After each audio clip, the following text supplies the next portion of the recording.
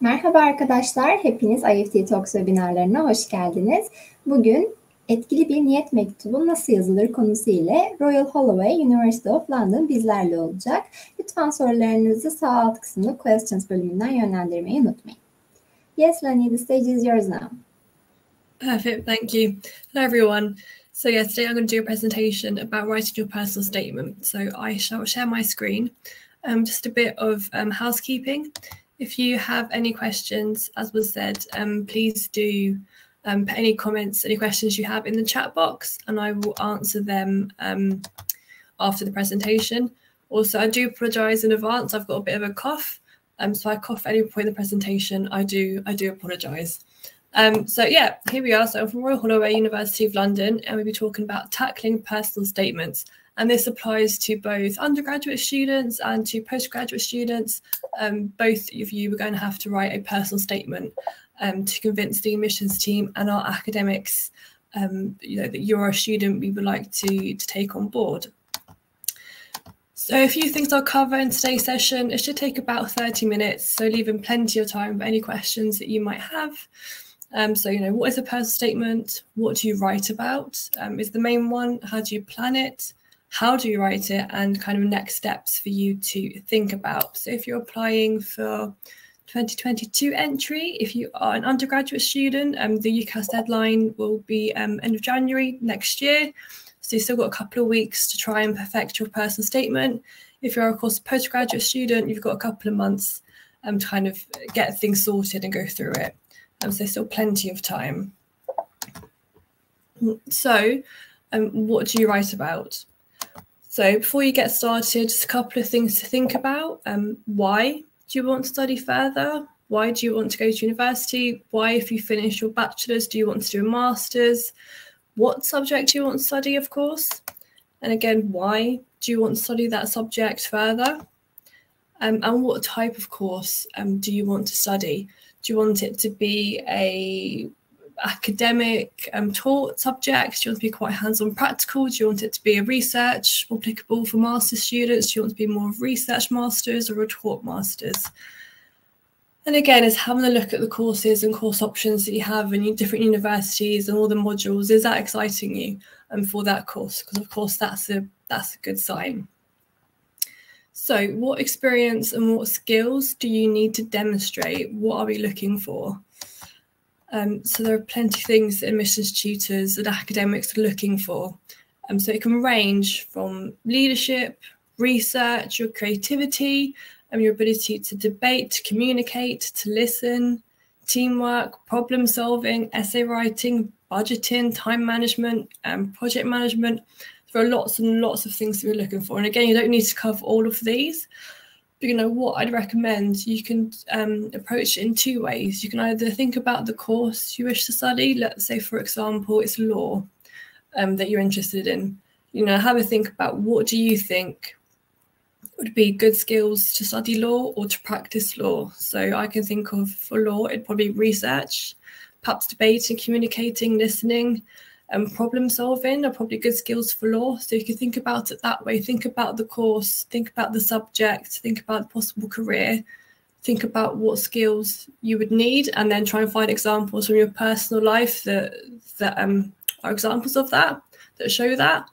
Or alternatively, think about your own strengths and just say about how that make you an excellent university student. For example, if you have great skills in time management, in critical thinking, in being organised and teamwork, and you have examples for that, those are all still skills that will make you an amazing student to teach and will make you a really successful university student. So still show those skills, even if you can't think directly how it might relate to the course. So that's one thing we're looking for, are those more like soft skills, transferable skills, and it will really, really help you, particularly if you're an undergraduate student. And also when it comes to writing cover letters for work and work experience, because you'll do the same thing. They're asking for the same thing. They're looking for your skills and examples of that. So this is a really good opportunity to start getting that experience in. If you're a postgraduate student and you already have some experience of applying for jobs and writing CVs and cover letters, also that will help you look back at those cover letters that you're in, look back at your CV, what skills you've highlighted there. and reflect that in your personal statement. Obviously, I think this goes without saying, we would also be looking for academic content. And you can demonstrate this in a huge variety of ways. So, of course, you can talk about your school or your university, any subjects that you studied or any modules that you studied that, really excited you. And perhaps you did further reading or it piqued your interest and you just want to learn more about it. Or again, is there more extracurricular academic content you've been discovering? So do you listen to podcasts or watch documentaries, any free online courses, any summer schools, anything relevant? Do you go to museums or exhibitions or anything like that that could be related? Do you watch TED Talks? Are there any university taster days that you can participate in, or any open days? Because open days often have subject taster talks. So that's also really, really good to attend and then to write about. Work experience, this varies. If you don't have any work experience, please do not panic. It's not something that is essential at all when writing a personal statement. If you do have it, again, it can encompass a variety of things. So obviously it can be full-time work, it can be part-time work, any volunteering that you may do. It can also include, of course, like work shadowing and perhaps internships. It can cover online programs, and it can also cover school-run programs. So perhaps, for example, if you're at school or university and you're part of one of the societies and you're the treasurer, that's work experience. If you're a mentor, perhaps for other students, the younger students, that's definitely work experience. So if you have it, great. And again, if you don't have any work experience, please do not panic. You can show your transferable skills I was speaking about earlier in other ways. You can show them through obviously your schoolwork or your academic or any hobbies that you might have. But if you have work experience, great. Here are just some examples of online programs. And of course, you can Google loads more. But here's just a few that I found from a quick Google search. So KPMG offer virtual internships. And there's Linklaters, which is for law students, which is a virtual experience. And also you can do the UK government's Joint Cyber Discovery online programme. So there's lots out there. But again, just search virtual work experience. So this is one area that I think some students sometimes struggle in, which is, as I said, it's matching those skills to your experience. And this is where students often struggle. I find that often students can very easily talk about why they want to study the course, why they're passionate, any extra reading they've done, any essays they've written. That is amazing. Students find that very easy, which is good, because also it shows you're passionate about the course, and that's a good sign. But where they struggle the most is when it comes to this bit, which is matching your skills and your experience. So I'm going to try and shed some light and help you today in how to perhaps do that. So again, you can take an activity such as wider reading. We do loads of wider reading, and these are all of the skills on the right that it shows that you can do. There are so many things, and students often struggle just to really have a think about what it shows, but there are lots. So for example, wider reading, you can say in your personal statement that it shows you have independence, that you're organised, and that you can think critically. Those are just a few things. Again, perhaps if you have part-time work, it can show a variety of skills. It can show that you've got good time management skills, you're communicative, you have initiative, you have teamwork, you work well under pressure. Again, these are all things that good university students, skills that we look for. But, we want students who are good at time management, who are organised, who can work well under pressure, work well towards deadlines. Depending on your course, teamwork as well. Obviously, some courses might have a lot more interaction and work with your peers than others. For example, media arts or drama and law as well, will have lots of interaction with your fellow peers. Again, if you attend any free lectures or anything like that, then again, it can show organisation, independence, subject knowledge. Playing sport, playing rugby, again, all these skills it can show. So students often find it quite daunting, but I do think it can be quite an easy exercise. As I said, to list some things you've experienced, you have extracurricular, and have a think about, what what skills does this show about me? What does it mean I have that I do this? So I hope that's helped a little bit to kind of think about how you can approach and tackle that and think of those skills and, more importantly, show those skills. So how do you plan it? So what are we looking for? We are, particularly in UK universities, we are looking for the ability to study independently. UK universities are notorious for lots of independent study. You usually have, depending on your course, anywhere between 8 to maybe 16 hours a week of taught lectures and seminars, and the rest of that, we usually recommend at least 20 hours a week is independent, self-guided study. So to be able to show you can study independently is a good one. Obviously that you're motivated and you're high achieving, that you're intellectually capable, that you have significant subject knowledge. I think those three are all vaguely interlinked. Also, if you can, we would like to see that you can contribute to university life, and there's much more to university than just showing up and attending lectures. You know, there's a social aspects to it. Would you want to join a club or society? Would you take on extra work? Perhaps would you find any internships? Would you want to assist academics anyway? Would you want a part-time job on campus?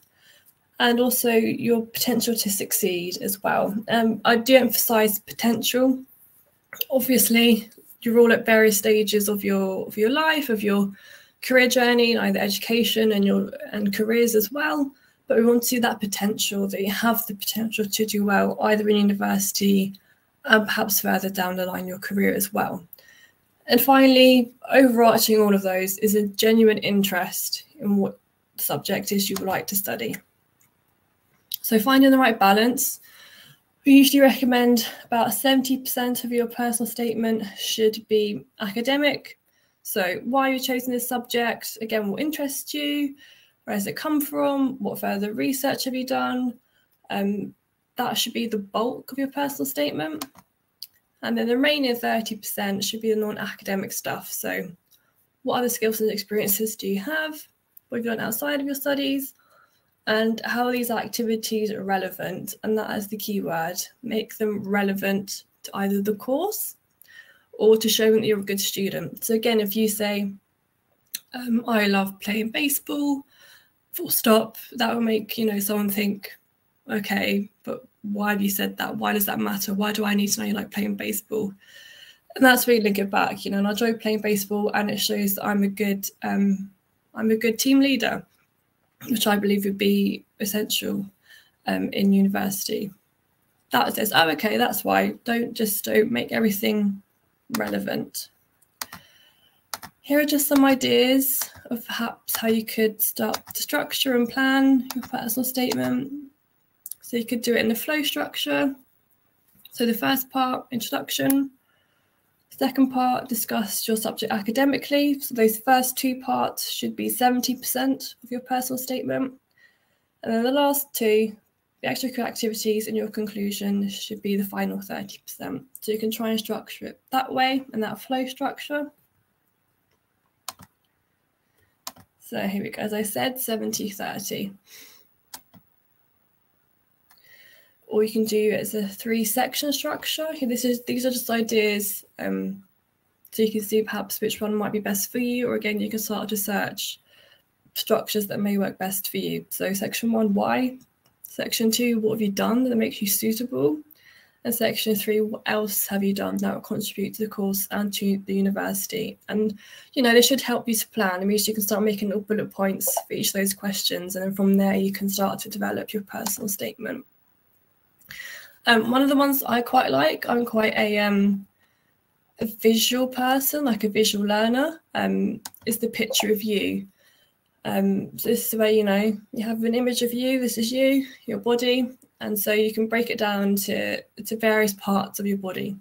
So you can have your head, which you can think of as the academic, your chosen subject. So why? How can you show your competence? What skills have you learned in your current studies that relate to this subject? Any independent reading or research you've done to expand your knowledge of the subject.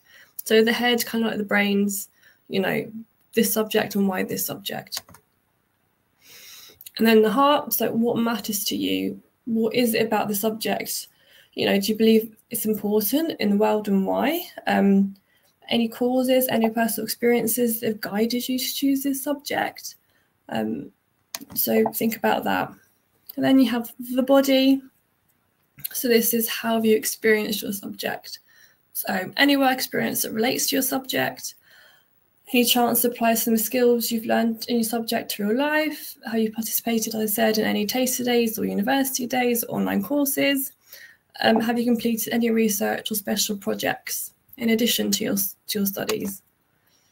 And then the arms and legs. So these are all, the extra bits, the extracurricular activities. So what do you do outside? Do you have any additional responsibilities or interests? And is anything in particular you think you might like to take up at university or continue at university? For example, if you already play rugby, do you want to carry on playing rugby? And then finally, kind of the clouds. These are the career ambitions and goals. And I would emphasise, particularly for anyone really, postgraduate, undergraduate, it doesn't matter if you don't have any solid career ambitions, or again, it doesn't matter if you do. And whilst you're at university, it changes. It really doesn't. All we're looking for is that we can see that you've thought at least a little bit beyond university and why this subject or why this course might help you. Either, you've got to find a career path, I want to study nursing because I want to become a nurse, or is it less defined, I want to do a master's in history just because it fascinates me, and maybe I will do this with it, or I could do this with it, or I'll learn these skills and these skills will help me. So it varies. You don't have to have anything concrete, but just an idea of why this course might help you later in life would be excellent to see. We do love to see that you have thought a bit further. So how do you write it? These are just some general do's and don'ts when it comes to opening lines. So opening lines, do start with your subject. Sounds straightforward, but some students can forget. They could go on and on. It can be beautifully written, really interesting opening paragraph, but in that paragraph, they haven't mentioned what subject it is they actually want to study. So usually, first sentence, say, I'm applying for, and list the course. If you can, think outside the box. Don't stress yourself out. Don't press yourself if you really can't. But if you can, like I said, we do like to see some creativity. Consider the necklace approach.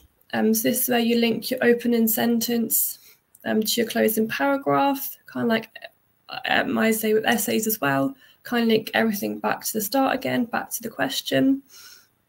And also what I would recommend is actually for the opening lines, actually leave them until the end. I think that's where students, it can be really hard just to sit down and just start writing. I think it's better, from my experience, but obviously it's up to you, this is my advice, is to start writing the main body of it first. And I think that will help you to then really, narrow down and finesse your opening lines. That's just my advice, but you don't have to follow it. But it's one idea is to leave it until near the end.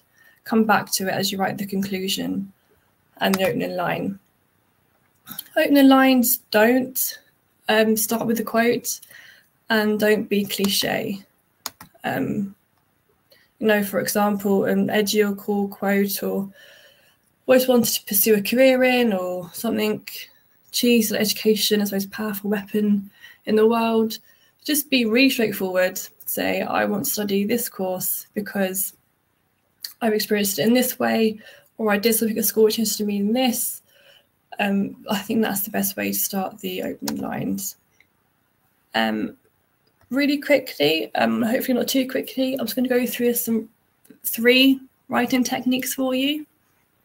If you have a favourite one whilst I'm talking through it, pick one and apply it whilst you're writing your personal statement, or you can try and mix and match, see what works for you. But here are 3 suggested writing techniques. So the first one is the STAR technique, and this is also a really good technique to start practicing now, because for job interviews and job applications, especially in the UK, this is what they're looking for. whenever they're looking at a cover letter, whenever they ask you a question in the interview, like tell me about a time when you showed excellent communication skills, they are looking for you to answer the question in the STAR technique, STAR method. And so start practicing it now, and also getting some examples down, which you can maybe look back on if you do get an interview. It's really useful. So the STAR technique is a good one to get used to familiarise yourself with, and it should become almost like second nature when you come to writing cover letters and going to interviews.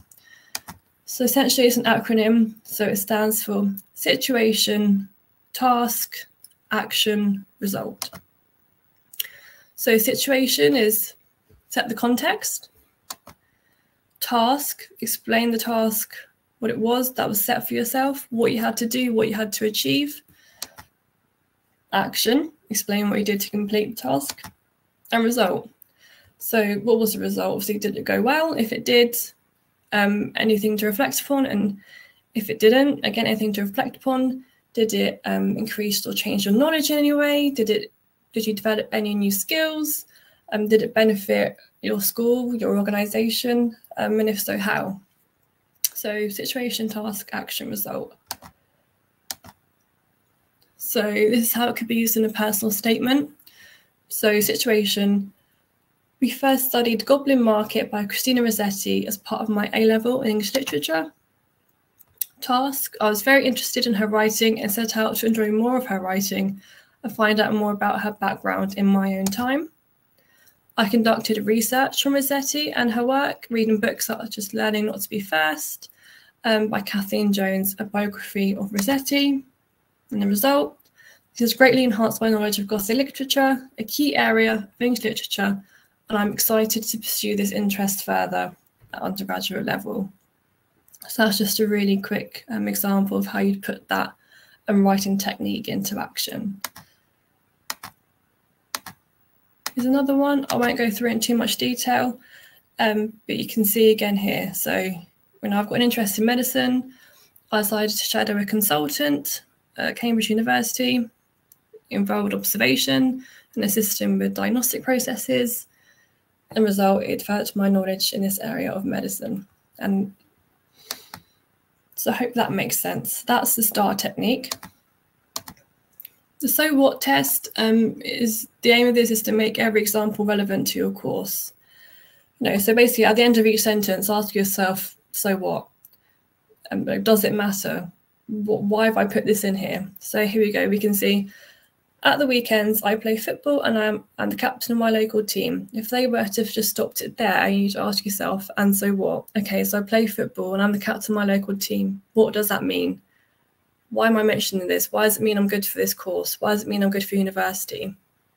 And if you find yourself, saying so what, and you can't think of an answer why, then get rid of it. If you can think of an answer why, like this enabled me to develop skills in coaching, leadership, and communication. All the skills were useful as an undergraduate student, and I'm keen to continue playing football at university.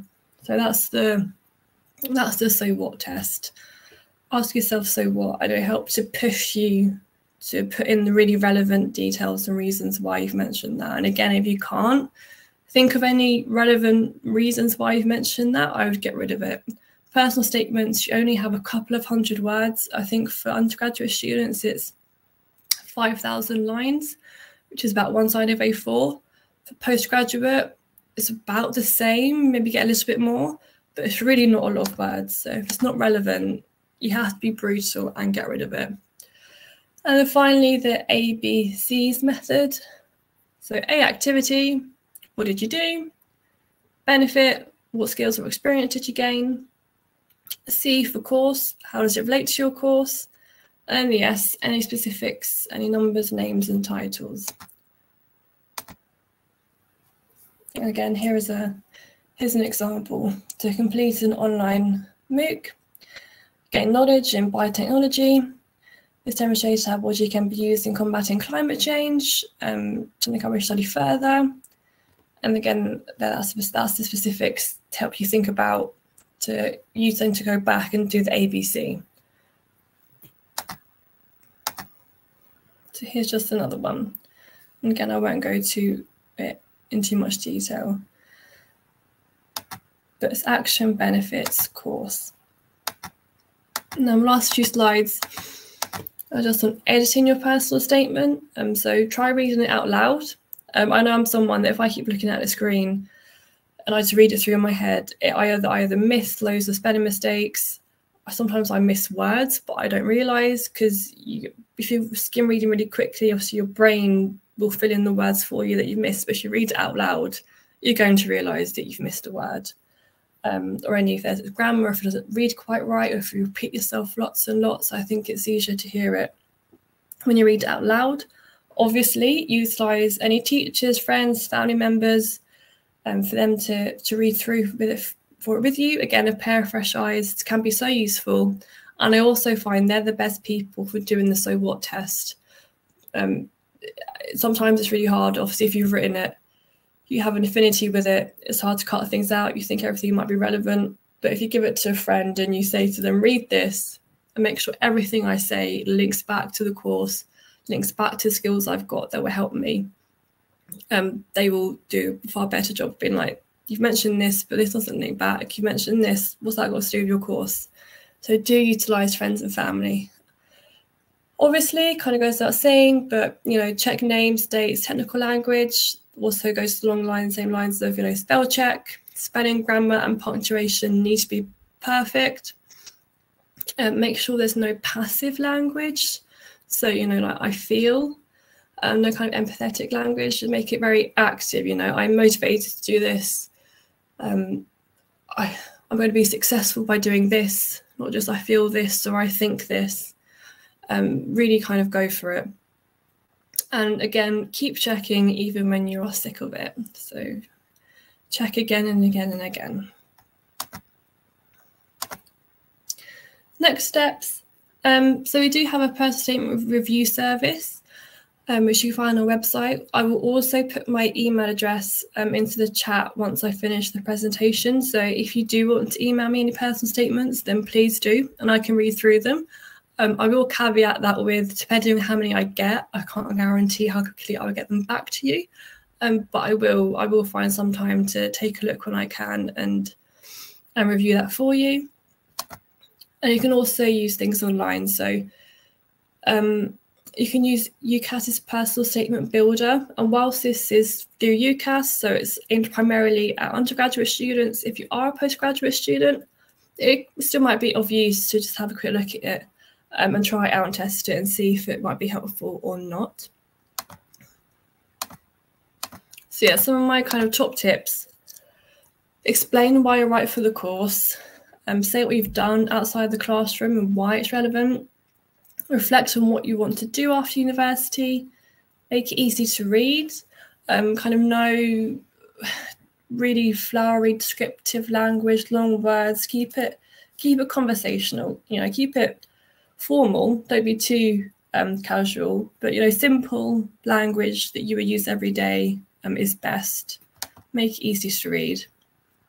Start strong, write naturally. Again, don't overthink it. Don't use language or words that you wouldn't necessarily. Again, that was also an extra area we could go wrong. You might also use a word incorrectly, for example.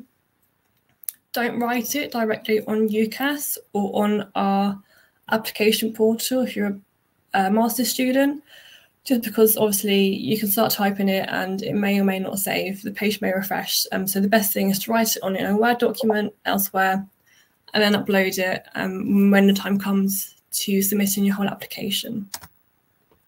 And lastly, it is personal and it is a statement. You're making a statement about yourself. And just to end, one thing I always say, one thing that I've learned working at university and working with academics, I think this is obviously quite a lot of stuff that I've mentioned, and it could perhaps be quite difficult to remember all the little bits. I would say kind of the main takeaway, the main reason why personal statements exist is that you've got to convince the academic you are the right person for the course, that you're motivated, that you know why you want to study it, that you know, or at least what you hope to get out of it and what you might be studying. Because essentially academics are quite paranoid people, I have learned, but for good reason. They want to make sure that the people they're giving offers to and the students who are joining them on their courses are going to succeed. They want you to do well. At the end of the day, that's all they want. And of course, it's more fun for them to teach. Teaching highly motivated, successful students is way more fun than teaching students who might be struggling. At the end of the day, that's what they want to see. And so when reading their personal statement, they want to see that, okay, this person, yeah, I've got confidence that I can see exactly why they want to study computer science. They've convinced me, they know what they're getting into, they know what skills they need for it, they know, they've got an idea of what they like to do with it. Yes, I want to teach the student, because you're going to potentially be studying this for a long time, either 3 years undergraduate, maybe 4 years, and a year postgraduate, maybe 2 years. And yeah, they want to see that you haven't yourself also made a mistake, that you don't know what you're getting yourself in for, that you don't know what's required of you to study this course at university level. So essentially, think that if you can't remember all the different components I've mentioned, just come back to thinking, am I reading through this?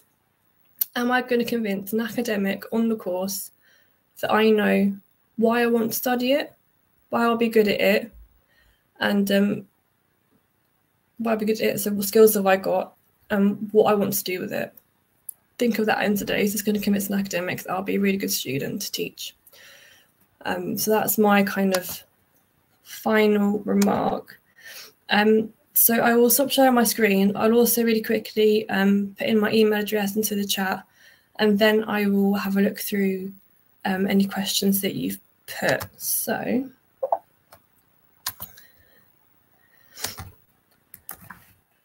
firstly, I'll put my email address.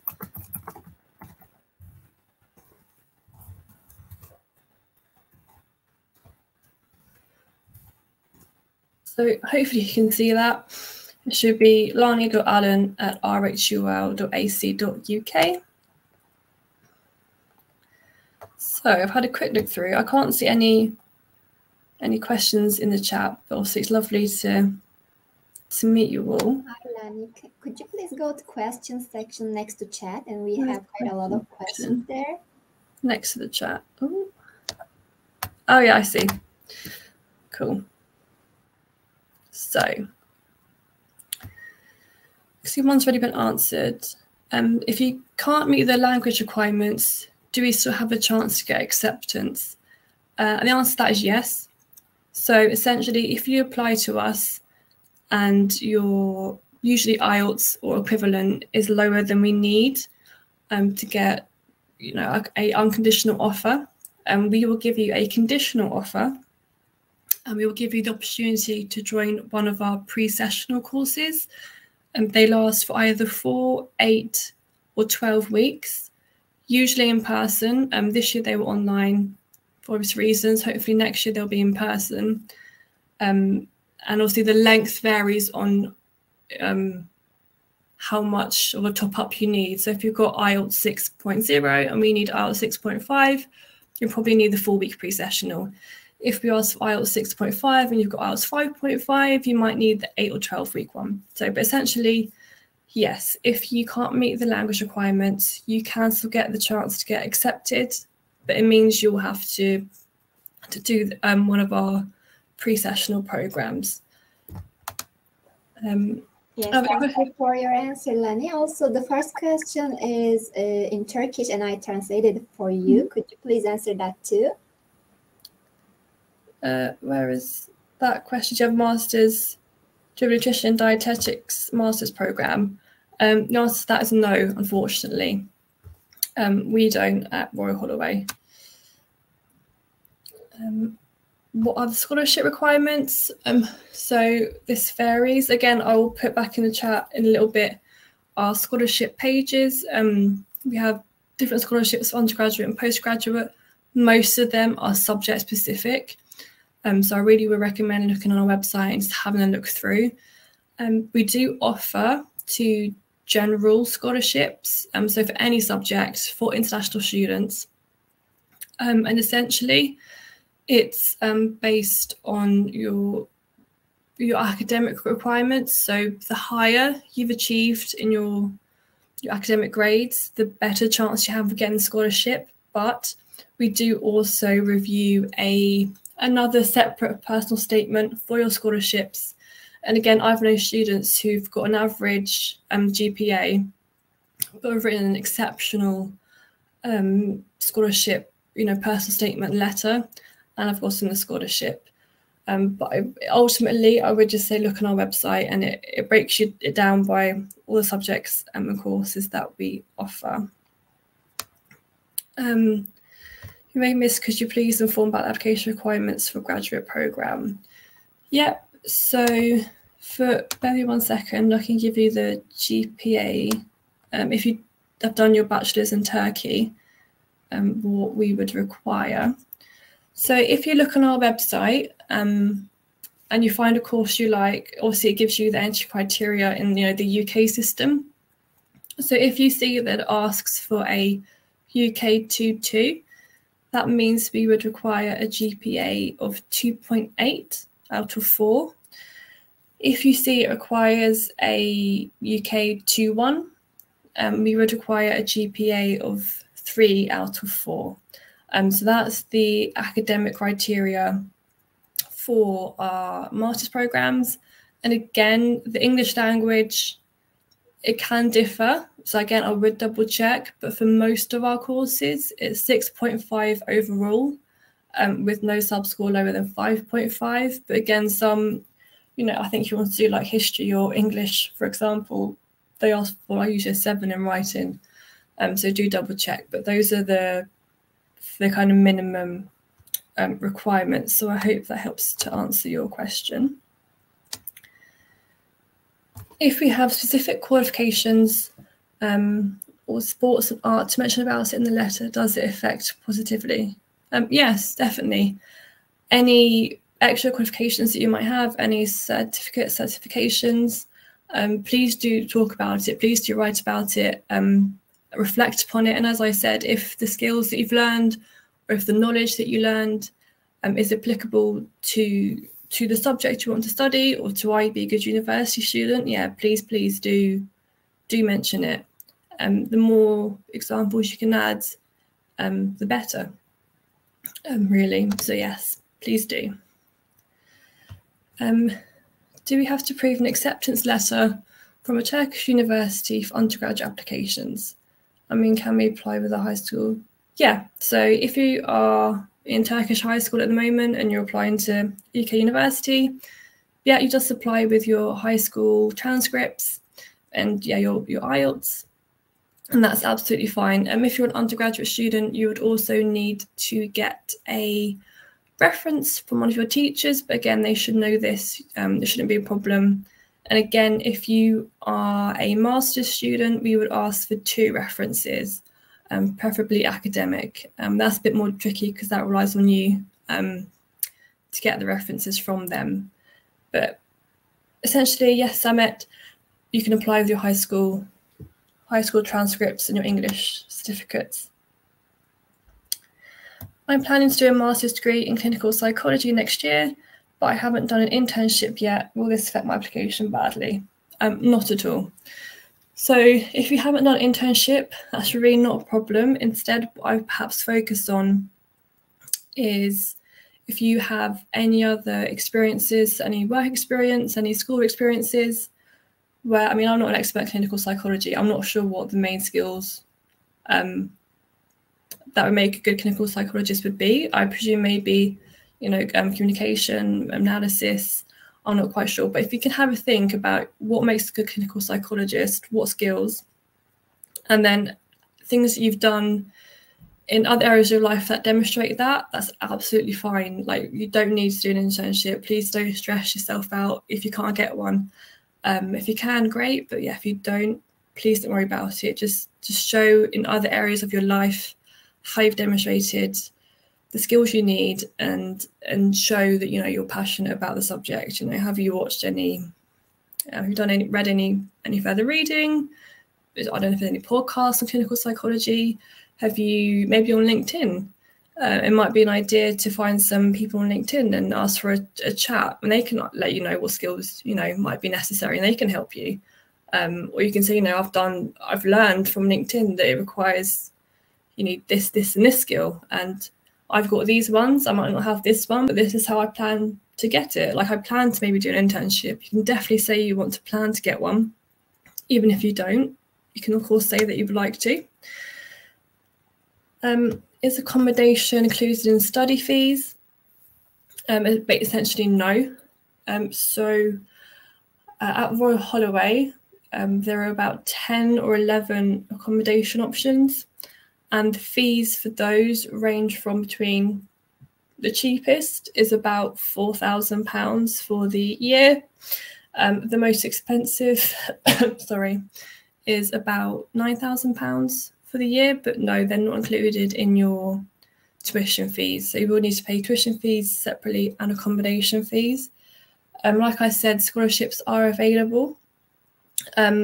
Also, Royal Holloway, we get quite a few sponsors of students from Turkish Embassy, so I'm not sure if that might be worthwhile looking into, if that might be an option for you. We do have an agreement with them. One thing I will also note when it comes to payment, if this might be of use, is when it comes to tuition fees to get the CAS. If you're a self-funded student, you need to pay £3,000 deposit, and then the remaining of your tuition fees can be paid in 2 equal instalments, one in September, one in January. So you don't need to pay everything all up front, if that helps. And also when it comes to accommodation payments, you can pay them in 3 instalments as well. So I don't know if that helps you. I wonder if TOEFL is accepted or IELTS is the only option. No, we do accept TOEFL, so I can quickly let you know now what we accept. So bear with me 1 second. I mean, IELTS is the main one, but we do have a list, so I can let you know. Sorry, bear with me 1 second. So if you do, we accept IELTS, obviously. We accept Pearson, Test of English, which should be 61 overall. We accept the Cambridge Advanced at grade C, and we do accept TOEFL IBT, which is 88 overall. So we accept, those are the main ones that we accept. So no, not just IELTS.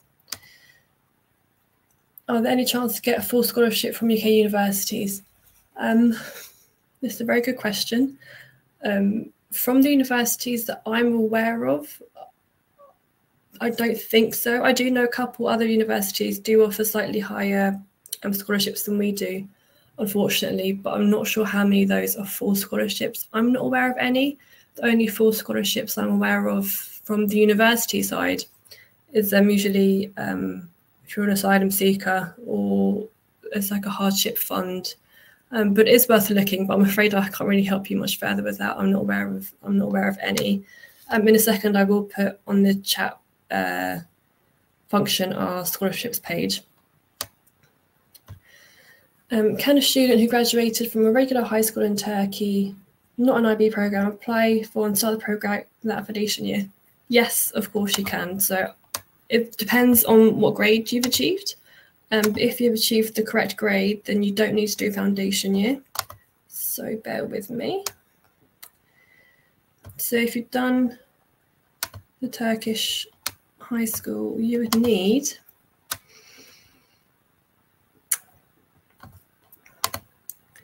a grade of 70% overall in your final 2 years.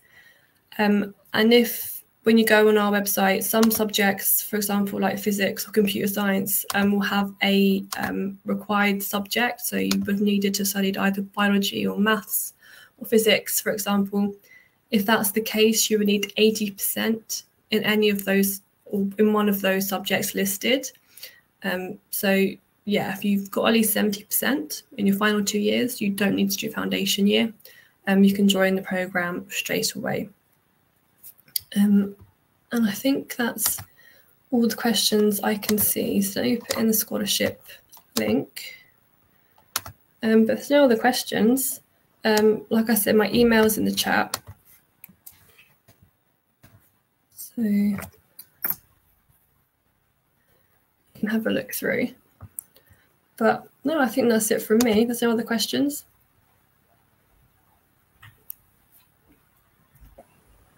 Yeah, it looks like you covered all of the questions, Lani. Perfect, thank you. So I think we can wrap up. Is there anything you would like to add? No, nothing. Only thing I would add, perhaps, if you're interested in Royal Holloway, we do have a online open date in the new year. Dates haven't been confirmed yet, but do keep checking back on our website. But no, thank you very much, and thank you everyone for joining. I hope you have a nice evening.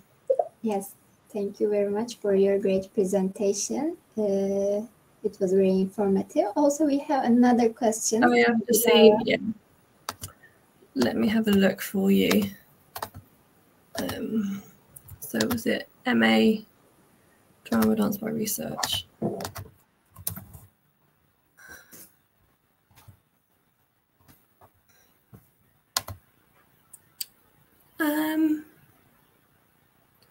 So it says here, preferably, we would need a relevant subject. However, if you can demonstrate that if you have any experience, so even if it's, again, in your spare time, you're part of a community acting group or drama group or anything like that, I would still, please do apply.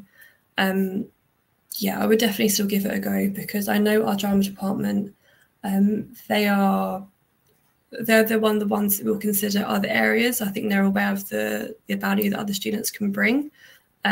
So I would try. I can't promise, I can't guarantee, but it does say if you don't have a degree in a relevant subject, but you have some experience, then I would still apply.